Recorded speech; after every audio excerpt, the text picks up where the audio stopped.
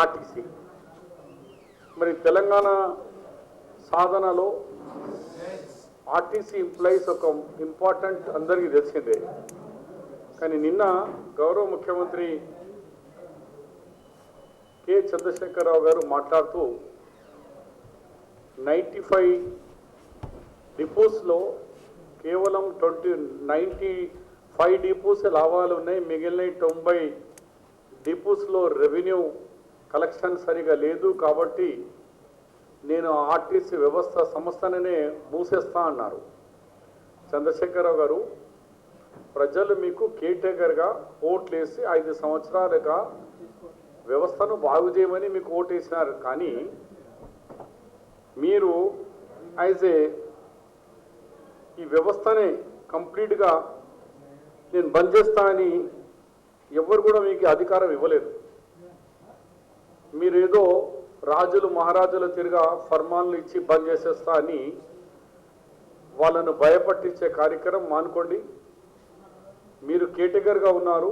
ప్రజాస్వామ్యం పద్ధతిలో ఒకవేళ ఆర్టీసీ నష్టాల్లో ఇప్పటి నుంచి కాదు, ఎప్పటి నుంచో నష్టాల్లో ఉన్నది. రాష్ట్ర ప్రభుత్వాలు సపోర్ట్ చేస్తూ పోయినారు.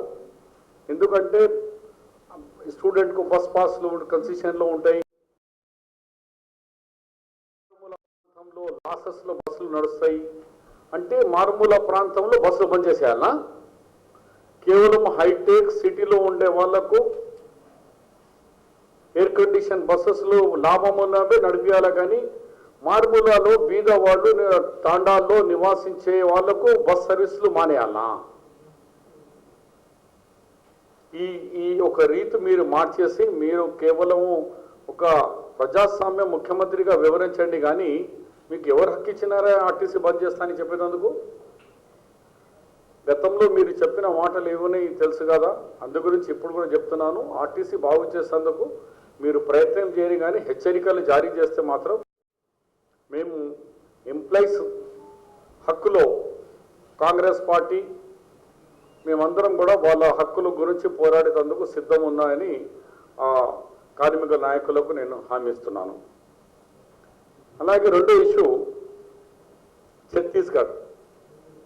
గౌరవ ముఖ్యమంత్రి గారు ఆయన అధికారంలో రాకముందు చెప్పేది కరెంట్ షార్టేజ్ ఎందుకన్నాయా, ఈ కాంగ్రెస్ వాళ్ళకు దమాక్ లేదు, దద్దమ్మలు, ఇగో ఇటేమో ఛత్తీస్గఢ్, మధ్యలో గోదావరి, ఇక్కడ తెలంగాణ, ఈడికెళ్ళి 4 వైర్లు గుంజితే వచ్చేస్తుండే అని చెప్పినప్పుడు.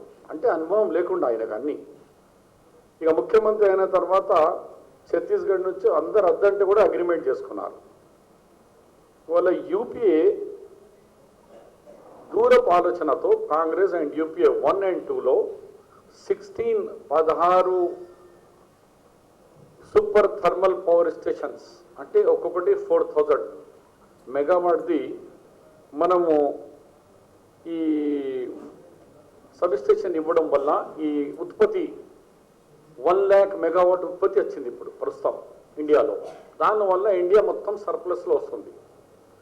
ఇలాంటి సమయంలో ₹3.50 నుంచి ₹4 మనకు కరెంట్ ఫ్రీ అవైలబుల్ ఉంది. ఎంత కావాలంటే అంత బజార్లో అవైలబుల్ ఉంది.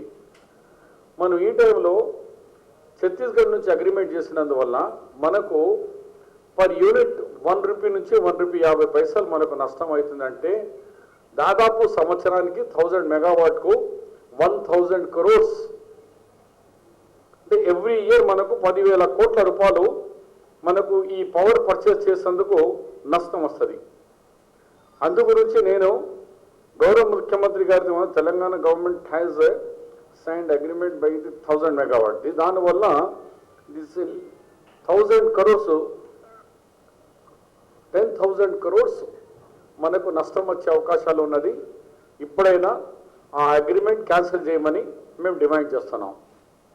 దీనివల్ల రాష్ట్ర ప్రజల మీద, కన్జ్యూమర్ మీద మనము భారం మోపినట్టు కానీ మనకు ఎలాంటి లాభం లేదు. మనకు కావాల్సినంత కరెంటు బయట అవైలబుల్ ఉంది. మీరు చెప్పచ్చు, గౌరవ ముఖ్యమంత్రి గారు ఎప్పుడు చెప్తారు కాంగ్రెస్ వాళ్ళు ఇచ్చినా నేను ఇస్తున్నా కరెంట్ అంటే, కాంగ్రెస్ వాళ్ళు నేను కూడా పవర్ మినిస్టర్ ఉన్నప్పుడు 14 rupees నీకు కొనాలంటే కూడా మాకు కరెంట్ దొరకలే. ఇవాళ నీకు ఎంత అంటే అంత బజార్లో అవైలబుల్ ఉంది, తిరుగుతున్నారు. ప్రైవేట్ కంపెనీస్ వాళ్ళు డైరెక్ట్గా కొంటున్నారు, మీకు గ్రిడ్ ద్వారా మేము ఇంత తక్కువ రేటుకు ఇస్తాము, పీక్ రేట్లో ఈ రేటు, అది కూడా టైమింగ్స్తో సహా.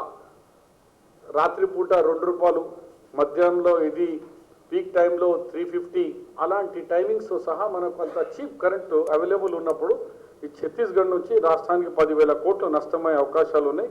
తక్షణమే దీన్ని మీరు ఈ అగ్రిమెంట్ను క్యాన్సిల్ అయినా చేయాలా, లేకుంటే రేటు తగ్గించుకొని తీసుకోవాలా. ఇక పోతే గౌరవ ముఖ్యమంత్రి గారికి ఏంటంటే, ఎప్పుడైనా ఆయన నా అంత గొప్ప లేదు, ఏది చేసినా ఏదో పెద్ద గ్రేట్ కార్యక్రమం నేనే చేస్తున్నా, నా అంత ఆలోచనగా ముఖ్యమంత్రి లేదని 2 జూన్ 2016కు సంజయ పార్క్లో 291 మీటర్ ఫీట్ పొడవు ఫ్లాగ్ వేసినాడు, నేషనల్ ఫ్లాగ్. ఆ నేషనల్ ఫ్లాగ్కు ఇప్పటికే 4 సార్లు ఆ ఫ్లాగ్ చినిగిపోవడం, ఆ ఫ్లాగ్కు